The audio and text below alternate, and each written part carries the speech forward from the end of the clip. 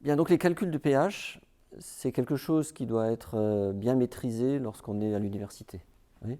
Vous vous rappelez, hein, le métaprincipe dans l'eau, c'est le produit ionique de l'eau, hein, qu'on appelle Ke, et qui provient en fait de l'écriture de l'équilibre de dissociation de l'eau en H+, plus OH-. Et globalement, ça veut dire que le produit de la concentration en H3O+, fois OH- est égal à 10-14.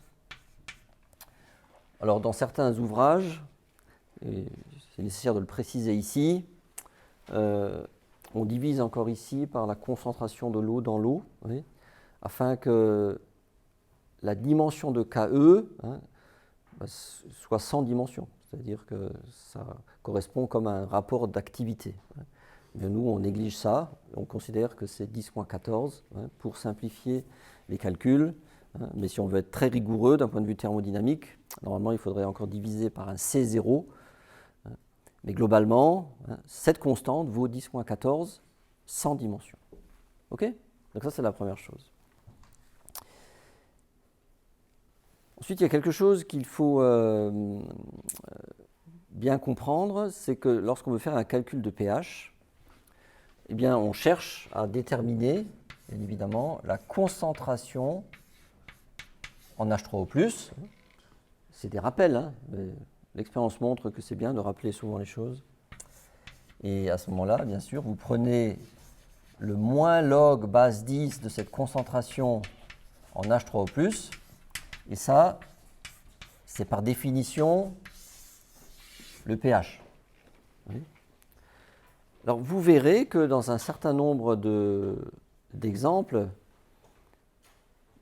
avec les hydroxydes, quand on va construire des diagrammes de Pourbet, quelquefois dans nos calculs, nous déterminons une concentration en OH-. Oui. Donc s'il vous plaît, ne dites pas tout de suite que le pH, c'est moins log de la concentration en OH-. La définition du pH, elle ne change pas en cours de route. La définition du pH, c'est toujours ça. Donc si vous avez la concentration en OH-, eh bien, il faut revenir à la définition du Ke, et donc c'est le complément à 10-14. Oui. Exemple, pour que ce soit bien clair pour tout le monde. Si concentration en OH- vaut par exemple 10 moins 3 mol par litre, eh bien, ça veut dire que la concentration en H3O+, est égale à 10 moins 11 mol par litre. Oui. De telle sorte que le produit des deux soit égal à 10 moins 14. Et donc, vous voyez, quand on détermine une concentration en OH- de 10 moins 3 mol par litre, je vais écrire grand M, eh bien, ça veut dire que le pH est égal à 11. Normalement, c'est évident, mais chaque année, je fais le test, je demande aux étudiants, vous verrez, je le referai encore la semaine prochaine. On va déterminer une valeur de OH-, je demande à quelqu'un, tu me donnes le pH, et il me traduit moins log de la concentration en OH-. Donc s'il vous plaît, vous êtes obligé de faire cette gymnastique.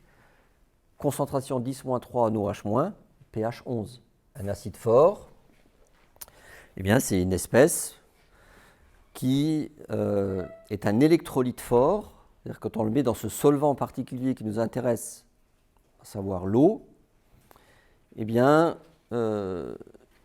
cet acide est de manière quantitative déplacé vers la droite. On prend un exemple,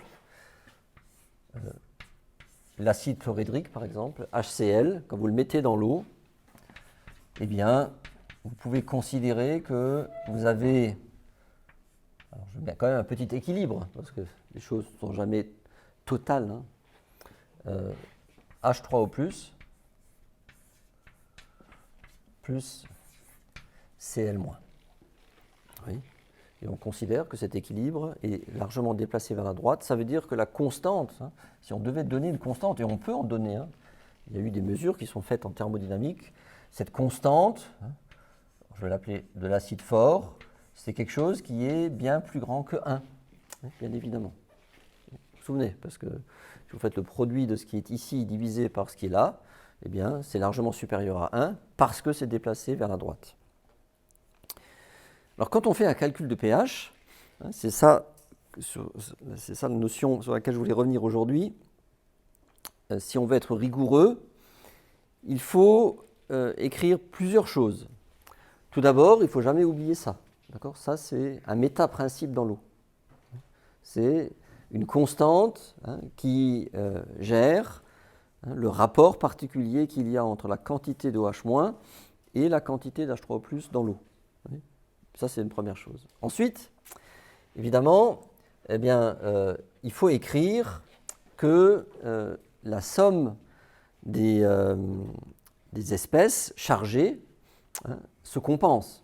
C'est-à-dire que là, en l'occurrence, dans l'eau, qu'est-ce qu'il y a ? En plus de ça, vous savez qu'il y a toujours des OH-. Oui. Je le mets ici comme ça. Donc, quand vous considérez que vous avez dissous votre acide, dans votre milieu aqueux, il y a des H3O+, bien évidemment, mais il faut, vous comprenez bien, que la concentration en H3O+, soit égale à la concentration en OH- plus la concentration en Cl-, puisque sinon la solution serait chargée électriquement et ceci n'est pas raisonnable. Oui. Donc c'est une première équation que l'on rajoute en fait à notre équation de base qui est celle-là. Donc on a déjà deux équations qui vont nous permettre de résoudre notre problème. Et ensuite, eh bien, stricto sensu, vous dites en fait la quantité de ce que vous avez rajouté dans l'eau, une quantité Ca, on va l'appeler, Ca, eh bien c'est la concentration en HCl plus la concentration en Cl- finale. Ok ? Donc ce que l'on a mis dedans, ça ne s'est pas évaporé. Il y a HCl plus Cl-. Donc on écrit tout. On écrit la quantité de matière, de substances acides, forts, faibles, etc., qu'on a mis dans l'eau. On écrit l'équation d'électroneutralité et le Ke. Et donc, il faut tenir compte, si on veut être rigoureux, essayer de comprendre un tout petit peu ce que l'on fait, de ces trois choses, pour ne pas aller trop vite. Et à ce moment-là, eh bien, on réfléchit, on fait des approximations. Donc tout d'abord, on dit, bon, on va générer des H3O+. Il y en avait un tout petit peu au départ, je vous rappelle. Dans une eau neutre, il y a 10-7 mol par litre d'H3O+. On en rajoute. Et donc, si on fait augmenter la quantité d'H3O+, la quantité de OH- diminue d'autant. De telle sorte que le produit des deux soit toujours égal à 10-14. Vous êtes d'accord ? Les deux sont toujours liés. Donc on augmente la quantité d'H3O+. Et donc, ça veut dire que la quantité d'OH-, elle est encore plus petite que 10-7. Vous êtes d'accord ? Donc ça devient, en fait, souvent négligeable. Donc ça ne veut pas dire que ça n'existe pas. C'est vrai qu'au début, c'est bien de le mettre, mais c'est négligeable. Et évidemment, dans cet équilibre, vous pouvez négliger ça. Maintenant, dans un calcul, on va chercher, nous, à déterminer H3O+.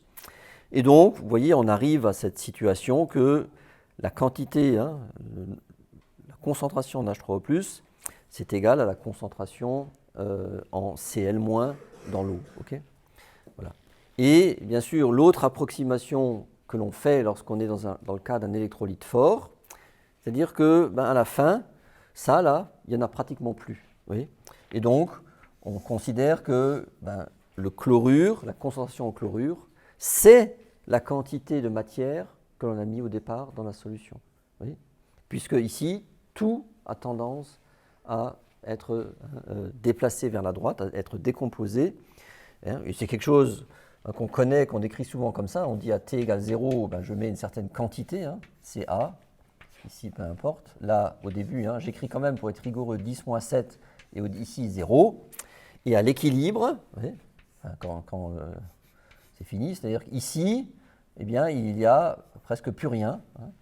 Ici, 10 moins 7 plus Ca, mais on a vu que c'est Ca, hein, et ici, Ca. Oui. Et donc ça, bien sûr, c'est négligeable. Et là, c'est comme ça que l'on fait d'habitude pour calculer le pH d'un acide fort.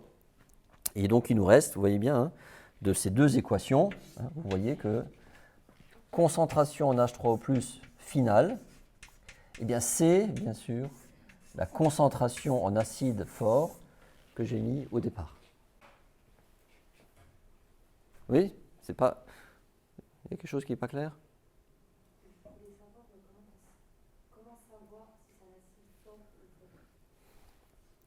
Ça, on te le dira, d'accord? Tu n'es pas censé savoir la force des acides comme ça, hein, sur la liste des 200 ou 400 qui existent dans l'eau. Si dans un exercice, on ne te donne pas de constante d'équilibre, de Ka typiquement, hein, c'est qu'on considère que l'acide est fort. Et si on te donne un Ka, une constante d'acidité, qui est positive, hein, eh bien c'est que c'est un acide faible. C'est le cas qu'on va traiter dans quelques instants. Mais si on ne te donne pas de Ka, on considère, hein, dans le cadre de cette théorie de Bronsted, que la constante de l'équilibre est largement supérieure à 1. C'est ça que ça veut dire. Ça veut dire que le pKa serait négatif ici, hein, mais on ne définit pas de pKa négatif. On dit que l'acide est fort. On considère qu'ils sont tous forts. Ça va? Mais attention, il y a quand même une limite. Ça veut dire que lorsque, ici, c'est des concentrations, 1 mol par litre, 10-1, 10-2, hein, donc quand même largement supérieure à 10-7. Mais si vous mettez une concentration très faible, hein, d'un acide fort dans l'eau, eh bien, la situation sera différente. Ça veut dire que ici, hein, vous voyez, si vous rajoutez 10-7 à 10-7, vous ne pouvez plus négliger, vous voyez, la quantité de départ. Et donc, finalement, on va trouver que quand tu fais quelque chose qui est de l'ordre de 10-7, voire plus petit, eh bien, tu ne changes pratiquement pas le pH. Et le pH restera à peu près à 7. Vous voyez ? Vous pouvez tenir ce raisonnement à partir du moment où la concentration initiale ici est quand même beaucoup plus grande que 10.7. Oui.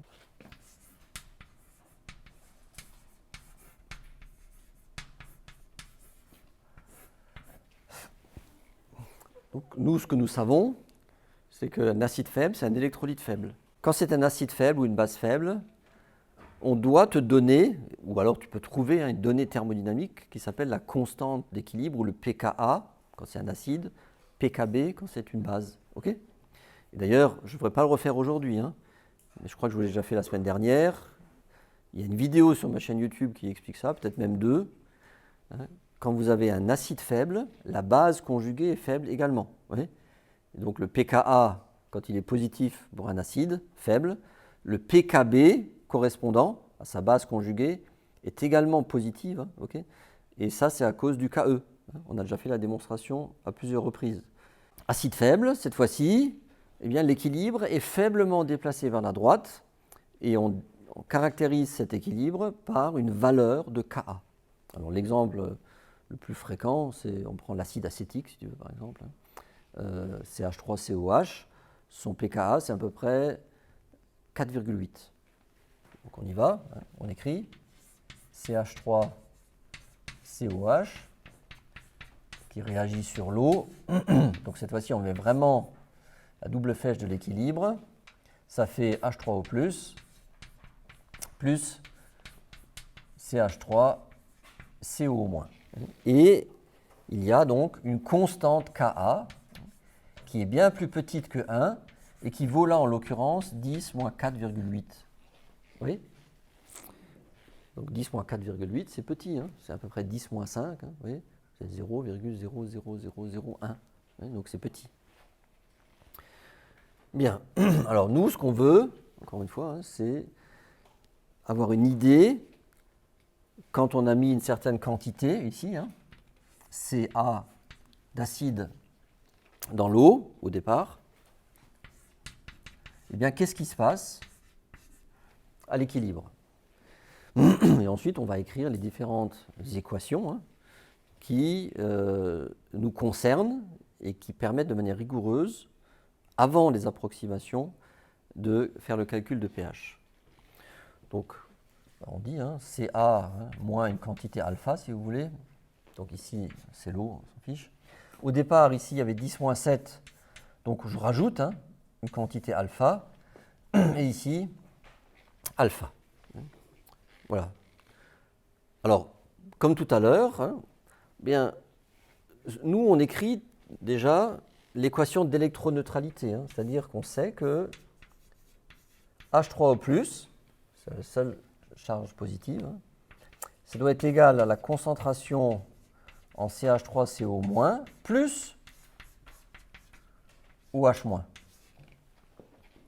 Oui. Voilà. Alors, là, encore une fois, ce produit ionique de l'eau, dans ce cas de figure, on s'est dit, alors, on va voir, après dans nos calculs finaux, si cette réflexion, cette approximation a du sens. Si je mets un acide faible dans l'eau, je vais quand même faire augmenter H3O+, probablement. Oui. Bon, donc, je vais faire diminuer OH-. Oui, tout, comme d'habitude. J'augmente H3O+, OH- diminue. Et bon, OH- était 10-7 au départ. Si la concentration ici n'est pas trop faible, on peut faire l'approximation classique que finalement la quantité de OH- en milieu acide est quelque chose qui est ridiculement petit et ça ne va pas changer grand-chose à notre calcul final. Mais on pourrait le laisser, simplement l'équation est un peu plus compliquée. Donc, on dit voilà, au final, la quantité d'H3O+, sera égale à la quantité de CH3CO-. Maintenant, on a besoin d'une équation supplémentaire. Oui. Et cette équation supplémentaire, elle est donnée par la définition du Ka. C'est ça qui doit être tout à fait clair pour vous. Quelque chose qu'on n'a pas écrit tout à l'heure dans le cas d'un acide fort, parce qu'on considère que l'équilibre était totalement déplacé. Mais là, ce n'est pas le cas. Donc, ce qu'on sait, c'est que le Ka, ça on sait le calculer, c'est ce qui est là à droite, H3O+, fois CH3CO-, divisé par la concentration de CH3COH. Et ça, bien évidemment, on va le voir, Ca moins alpha, pardon. Ca moins alpha, ça, donc on connaît. Ici, alors on va dire 10-7 plus alpha, alpha et Ca moins alpha.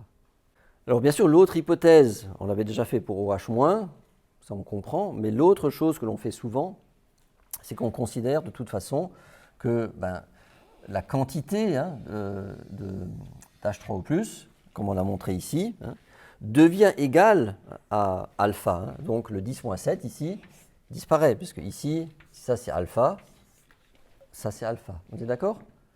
L'hypothèse que l'on a faite ici, c'est qu'on néglige la quantité d'OH-, qui doit être très petite dans un milieu acide. Voilà, et donc à ce moment-là, qu'est-ce qui nous reste ? Vous voyez, vous avez cette situation, alpha carré sur Ca moins alpha. Et maintenant, le dernier point de discussion que vous avez souvent vu au lycée, c'est est-ce que je peux négliger alpha devant la quantité initiale de mon acide que je mets dans l'eau. Et donc ça, c'est une question pertinente. Et là, il y a deux cas de figure. C'est pour ça qu'on ne va pas y aller trop vite. Soit la quantité, donc la concentration initiale de mon acide est assez importante, 10-2, 10-1, 1 mol par litre. Alors, on va faire le calcul. Alors, je peux négliger alpha devant Ca. Vous verrez que ça a du sens. Par contre, si la concentration initiale est faible, 10-4, 10-5, alors je ne peux pas négliger alpha devant Ca. Oui. Et donc là, c'est un problème d'habitude, et quand vous n'êtes pas sûr, vous ne faites pas cette approximation, vous faites les calculs. Ok ? Donc on va voir, on va faire deux cas de figure. On va dire que la concentration initiale vaut 10-1 mol par litre. Oui. On est dans un acide faible, et donc on regarde, et on se dit, allez, je fais l'approximation que, bien sûr, je vais modifier le pH, mais que la quantité d'H3O+, le nombre de moles, la concentration d'H3O+, sera quand même toujours beaucoup plus petite que Ca Oui. Et donc, c'est une hypothèse, hein, que je fais. J'ai écrit ici hypothèse. C'est que l'équation devient 10 moins 4,8 égale alpha au carré sur 10 moins 1. Ça veut dire que je considère que ça va être beaucoup plus petit que CA. Et vous voyez, comme nous, on fait de la science ici, hein, vous le savez. On essaie d'être rigoureux, on fait un peu des mathématiques de niveau light. Eh bien, il faut vérifier notre hypothèse. Il faut vérifier si elle a du sens. Donc, je fais cette hypothèse. Je vais calculer alpha, c'est-à-dire H3 au plus. Hein. Ça, c'est pas bien, par contre, ce que je fais. J'ai réécrit alpha. Il faut que je sois quand même cohérent. Donc, H3 au plus au carré. Et maintenant, je peux calculer facilement H3 au plus, puisque on multiplie cette équation par 10 moins 1. Donc ici, ça va donner quoi? 10 moins 5,8. OK? 10 moins 5,8 égale H3 au plus au carré. Et donc H3 au plus, ça vaut la valeur de racine carrée de 10 moins 5,8, à savoir, donc on trouve quelque chose d'à peu près de l'ordre de 10 moins 3. Vous voyez? Attendez, je rappelle, on n'est pas à l'école maternelle, hein, donc vous savez prendre la racine carrée de 10 moins 5,8, j'espère pour vous. Vous voyez? Donc ça fait bien 10 moins 2,9. Et donc, on trouve une concentration en H3 au plus dans cette approche qui est à peu près 10 moins 3 mol par litre. Et on a regardé, nous, est-ce que 10 moins 3, c'est beaucoup plus petit que 10 moins 1? Il y a un rapport 100 entre les deux. Hein. Donc, c'est comme si vous enlevez 1 à 100. Est-ce que ça a du sens? Oui. Oui. On est d'accord? Mais, vous voyez que on fait une approximation de 1%. Mais si on fait un calcul rapide de pH, ça a du sens. Pourquoi, je ne sais pas pourquoi vous vous agitez là, qu'est-ce que vous ne voyez pas? C'est à cause des appareils là.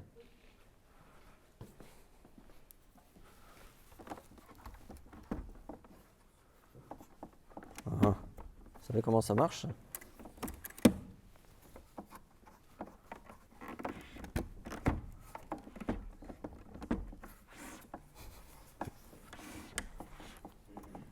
Il y a des gens qui utilisent ce truc là des fois?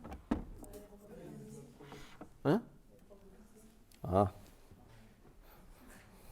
C'est vintage. Bon, est-ce que ça va ce premier calcul? Maintenant, on va faire bien sûr un second calcul avec une concentration de départ qui est beaucoup plus petite. Et vous allez voir qu'on ne peut plus faire cette approximation. Il faut faire un calcul un peu plus sophistiqué. Et on est amené souvent à résoudre une petite équation du second degré. Mais ça, vous savez faire. Qu'un discriminant moins b plus ou moins racine de delta sur 2a, ça vous dit quelque chose? Oui? Voilà. Donc on y va. C'est utile qu'on fasse ça ou bien ça vous saoule?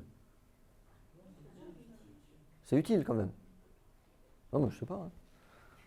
Des fois, j'ai l'impression de faire des choses trop simples. Et on réefface tout. On se rappelle de toute façon de notre formule.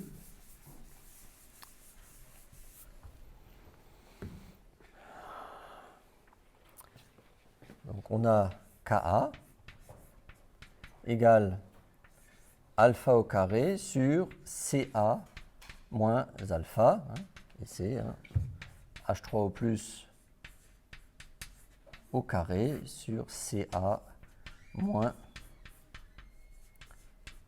H3 au plus.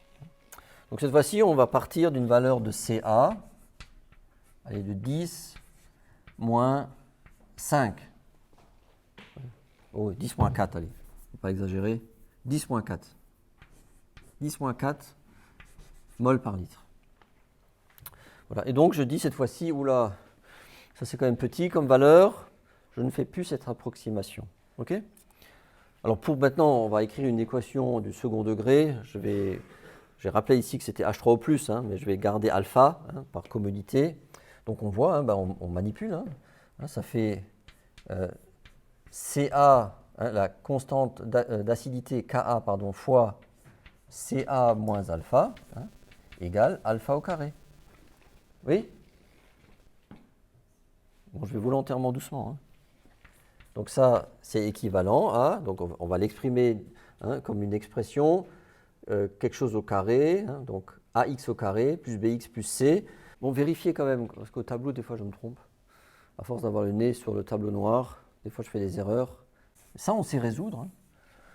Ben, c'est un peu plus compliqué qu'avant, certes, mais on sait trouver, bien sûr, hein, des valeurs de alpha, solution de cette équation du second degré.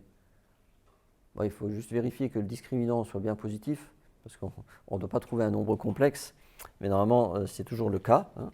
Alors, le discriminant, vous savez, hein, c'est b au carré moins 4ac. Alors, b, c'est quoi là? Ben, c'est ka au carré, c'est b au carré, hein, moins 4 fois ac.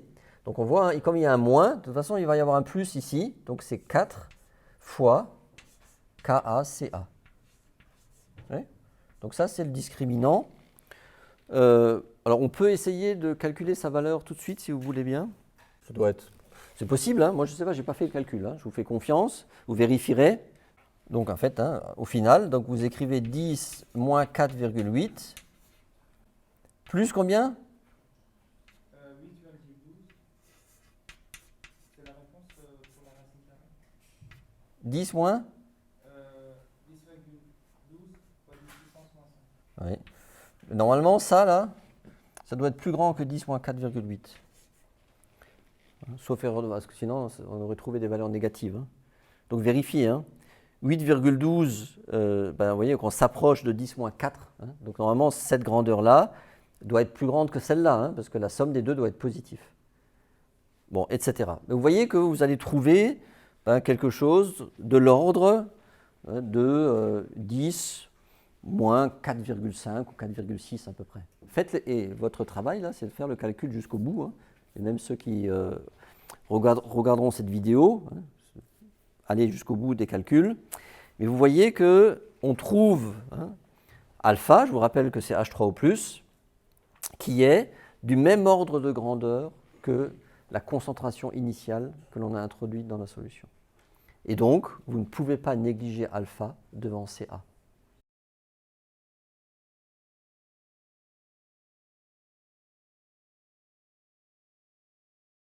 Si vous rajoutez, par exemple, de l'acide chlorhydrique, HCl, 0,1 mol hein, dans de l'eau,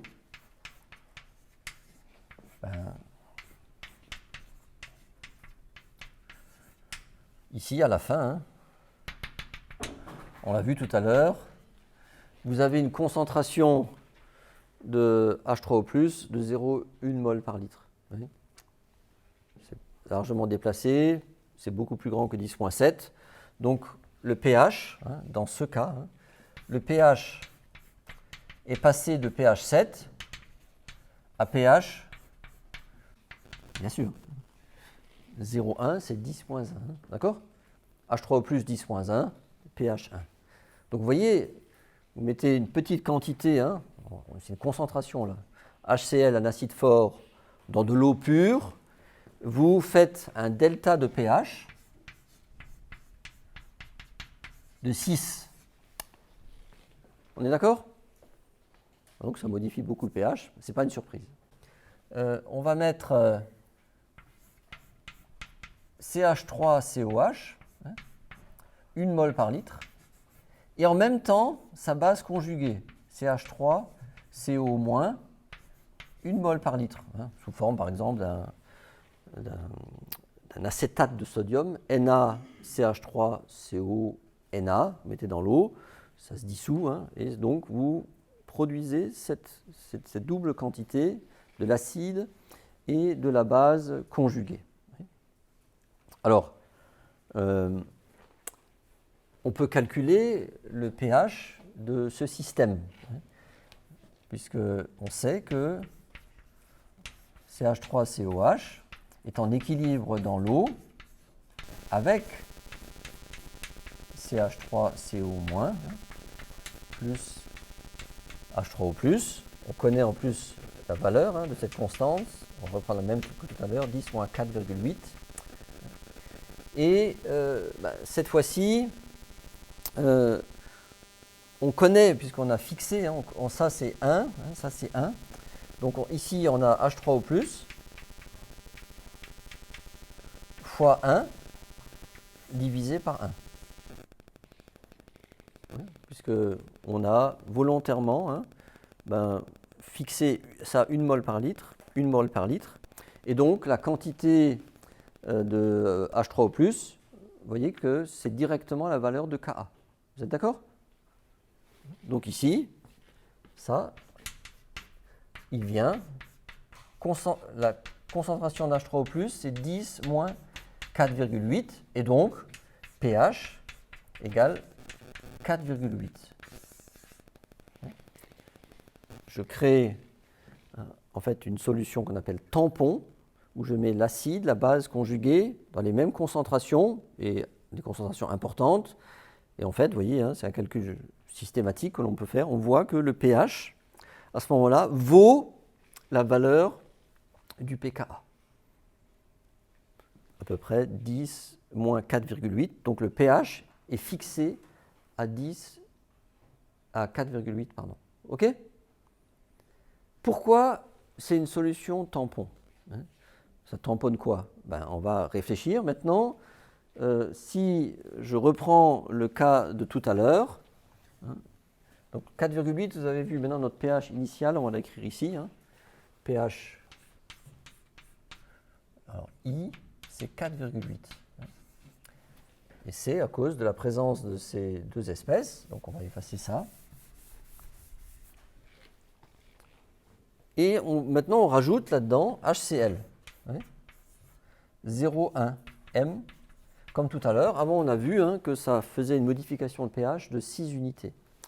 Maintenant on rajoute HCl dans cette affaire. Qu'est-ce qui se passe? Cette quantité, bien sûr, on a vu, ça se dissout. Eh bien, H+, là, supplémentaire, on va l'écrire H3O+, pour être cohérent, va réagir avec cette quantité. Pour reformer, c'est une base faible, pour reformer l'acide conjugué. Et donc à la fin, quand vous faites ça, vous avez ici 1 moins 0,1. Et bien sûr, vous fabriquez de l'acide acétique, et donc 1 plus 0,1. Oui, donc l'acide fort va réagir bien sûr avec la base qui est là, pour la transformer en acide conjugué, totalement, et avec ces concentrations. Et donc ici, il reste 0,9. Ici, à la fin, 1,1. Et maintenant, je peux refaire mon calcul de pH, puisque Ka, qui est égal à 10 moins 4,8, c'est donc la concentration nouvelle, 0,9, fois H3O+, divisé par 1,1. Voilà. Donc, faites le calcul, s'il vous plaît. Vous faites 10 moins 4,8 fois 1,1 divisé par 0,9. Oui, mais okay, donc concentration 10 moins 4,7, donc pH égale 4,7. Regardez, au départ le pH était à 4,8 et maintenant le pH est à 4,7. Voilà à quoi sert une solution tampon. La solution tampon, ce mélange de l'acide et de la base conjuguée à forte concentration, si vous mettez la même quantité de l'acide fort, vous voyez que dans notre première expérience de l'eau pure, avant, nous avons modifié le pH depuis 7 vers 1, 6 unités de pH. Cette fois-ci, nous avons fait passer le pH de 4,8 à 4,7. Vous voyez la différence? Ça, c'est la notion de solution tampon dans le domaine des acides et des bases. Donc il faut un jour faire ce calcul.